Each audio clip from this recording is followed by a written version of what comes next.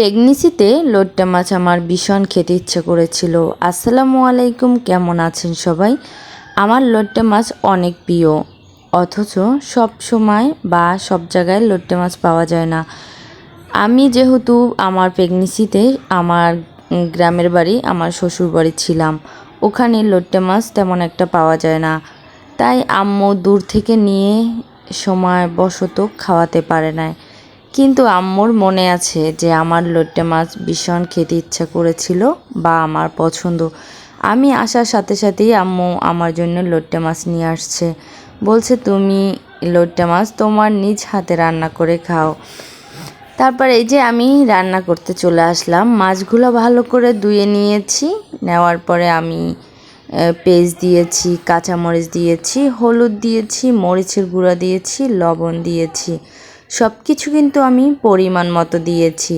এটা কিন্তু আমি মাখিয়ে বসাবো, যেহেতু লইট্টা মাছটা ভীষণ নরম থাকে, এটা কষানো তো একেবারে সম্ভব না। তাই এভাবে মাখিয়ে আমি এবং আমার আম্মু এভাবেই রান্না করে। আর এটা রান্না কিন্তু শিখেছি আমার আম্মুর থেকে। চাইলে আপনারাও এভাবে ট্রাই করতে পারেন। তারপর আমি কিছুক্ষণ মেখে এভাবে রেখে দিয়েছিলাম। তারপর একটা প্যানে তেল দিয়ে দিলাম।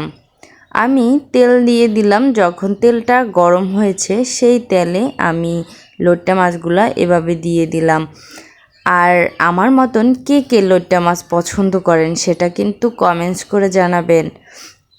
তারপর আমি সবগুলা লইট্টা মাছ এভাবে দিয়ে দিলাম তেলের ভিতরে। আমার আম্মু কিন্তু এভাবেই রান্না করে, আর আমার আম্মুর রান্না আমি ভীষণ পছন্দ করি। শুধু আমি না, সবাই সবার মায়ের হাতের রান্না পছন্দ করে। তারপর আমি কিছুক্ষণ ঢেকে রাখবো। এটাতে কিন্তু আমি কোনো পানি দিইনি। তারপর এখন আমি কিছুটা পানি দিয়েছি। আমার পানিটা মনে হচ্ছে একটু বেশি হয়ে গেছে। আমার আম্মু বলছিল পানিটা একটু কম দিতে, কিন্তু আমি বেশি দিয়ে ফেলেছি। আর যেহেতু এই মাছটা খুব নরম, অতটা বেশি পানি দিতে হয় না।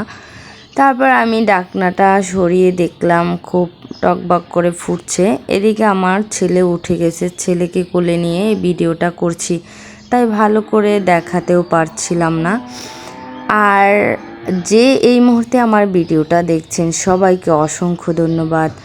আর আমি সবশেষে ধনিয়াপাতা দিয়ে দিলাম।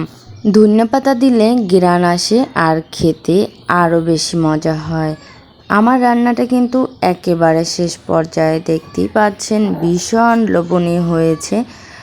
আমার ভাই খেয়ে বলছে যে আসলেই নাকি অনেক মজা হয়েছে। আর অনেক দিন পরে আমি লইট্টা মাছ রান্না করলাম নিজ হাতে। কেমন হয়েছে আমার ভিডিওটা কমেন্টস করে কিন্তু অবশ্যই জানাবেন।